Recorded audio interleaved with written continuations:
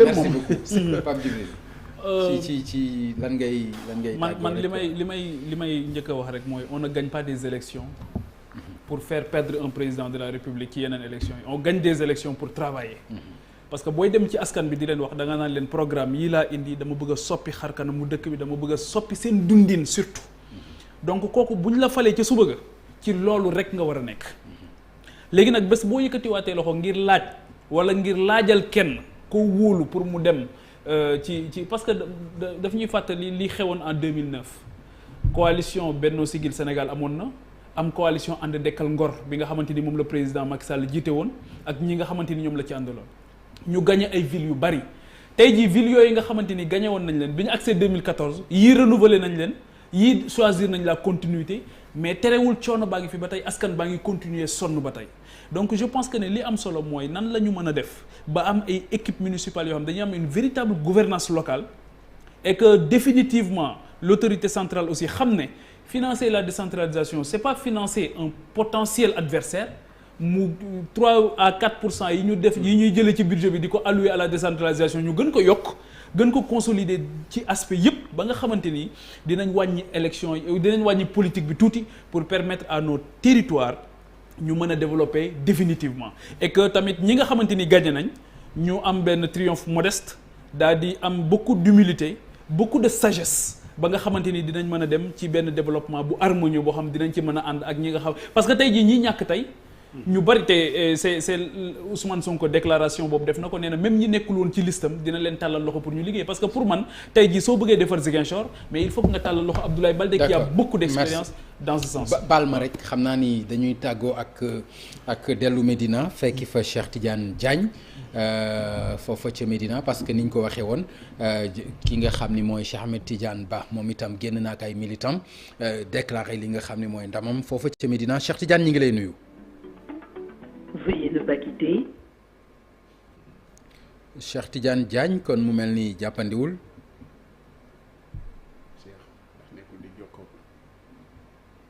waaw fileek muy jàppandi kon am na fu ma la daggee woon Pape Djibril maa ngi ci excusé wu.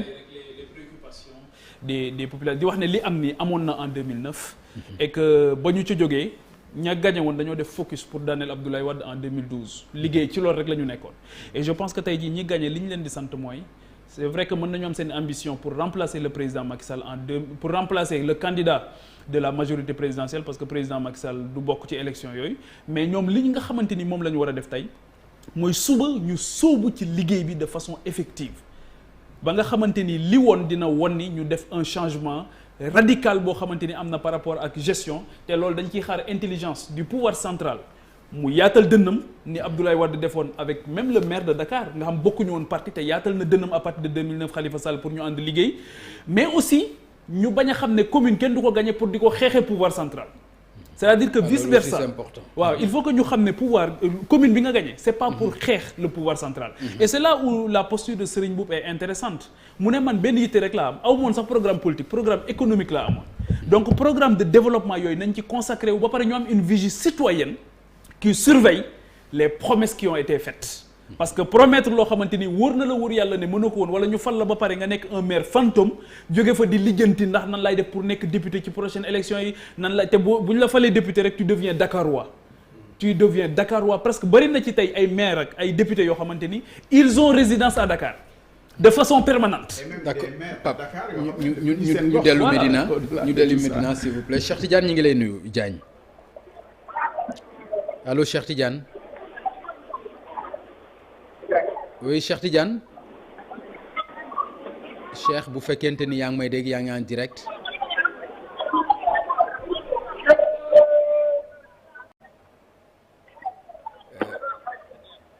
vieux ma bàyyi la nga plutôt Pierre ma bàyyi la nga xoolaat Cheikh Tidiane s'il vous plaît xoolaatal Cheikh Tidiane ok d'accord Pape Djibril nga. waaw ma chuté foofu waaw donc di wax ne rek c'est le travail moom moo leen di xaar. et que le président Macky Sall pour man le gouvernement bii nga xamante ni war na ko indiwaat avec un premier ministre nañu dimbali ci casting politique indi ñoo xamante ni mën nañoo liggéey Sénégal pour man fi mu ne nii am na une occasion extraordinaire des ci histoire parce que lu bari tënkatu ko def. waaw lu bari na ci génn pour man calcul politique na préparer mbërëm pour boo xamante ni moom mooy nekk ci coalition wala ci parti am def ko confiance ñu liggéey ci kooku pour mu am benn programme boo xam assumer bilan président Macky Sall déjà am un programme boo xamante ni dinañu mën a dimbali ci enjeu yi nga xamante ni ci loolu la jëm muy enjeu de développement lié surtout à l'exploitation du gaz et du pétrole. ba nga xamante ni dinañ am un programme boo xamante ni ñoom programme bu ñu liggéey la ak offre bi nga xamante ni ñoom Khalifa Sall ak ñeneen ñi nga xamante ni dinañ nekk candidat à partir de 2019 dinañ ko am mais surtout qu'on travaille en intelligence xeex bi bari na suñu démocratie bi conflit bi cokki bi bari na et au finish population yi gis nga ni ñu mobiliser wu ci élection yi. su ma déggee Pape Djibril daal mooy altine suba talaata àllarba président war nañu lett wala mu firiñu ci premier ministre c'est-à-dire mercredi conseil des ministres lépp war na leer. wala jàppewuloo ko noonu. pour ñu avancer ci fast track. waaw xam naa dina fast trop mais foog mu xaar ñu publier résultats officiels yi quand même. bon mu di ci tirer les conséquences et puis il y a des consultations nangam nag pour tirer les enseignements mais du yàgg quand même vraiment waratul yàgg d'autant que dafa am lu koy xaar nee na Union africaine. moo tax sax mu delloo si waat te Union africaine li koy xaar bari na quand même. jot nañ ko yóbbanti fii ci suñu plateau yi énormément de dossiers. Mali ngi xaar Burkina ngi nii nekk ci guddi gu bët setagul yooyu yëpp ay enjeu la mais man la Union africaine ba ci sax waxtaane nañ ko fii problème bi agence panafricaine de presse parce que foog ñu wax ko suñu ay confrères yoo xam ne ñu ngi toog ay fanweeri weer fayeekuuñu bon waxuma responsabilité am la de parce que agence panafricaine la Panapresse mais yooyu parce que li tax ma wax ko li taxoon ñu sos ko ci Union africaine la woon ci conférence la communication bu Union africaine la ñu ko sosee woon ci leadership bu ay président xanaa fii ak ñeneen ak ñeneen donc loolu lu mel noonu warul daanu te ci kilifteefu président Macky Sall nag ci mandat Union africaine am boobu loolu aussi lu ñu war a lijjanti la mais surtout enjeu yi koy xaar Union africaine moo waat na ndax warul a yeex mais moom xam na ku muy fal premier ministre xam nga waxoon na ko sax moom xam na ki muy fal xëy na nag bu doon ki mu tànnoon dafa bokk ci élection yii te mu jëlee ci nërmeelu mën na modifier ay calculam loolu aussi ñu wax ko calcul ba mu defoon ba tànn premier ministre am ci xelam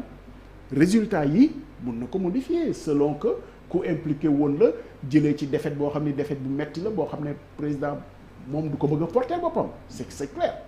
mais dina ko yenn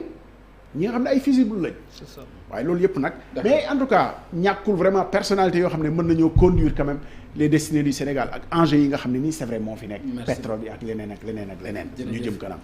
jërëjëf Abdoulaye Pierre bu fekkente ni Cheikh Tidiane mujjul jàppandi xam naa ni kon dañuy daal di. xanaa récapituler yi nga xam ne féete na boor. waaw xanaa ñu daal di parce que am na yoo xam ne quand même féete na boor. pour fàttali ko rek ñi nga xam ne nous prennent de court. ñu daal di yeewee askan wi Dakar ak Ziguinchor. waaw féete na boor. parce que Ziguinchor Pape Aïcha Ziguinchor maire sortant bi félicité na Ousmane Sonko. tout à fait Ousmane Sonko ngi parade ci dëkk bi. Benno Bokk Yaakaar reconnaître nañ ñoom ci seen bopp. seen ñàkk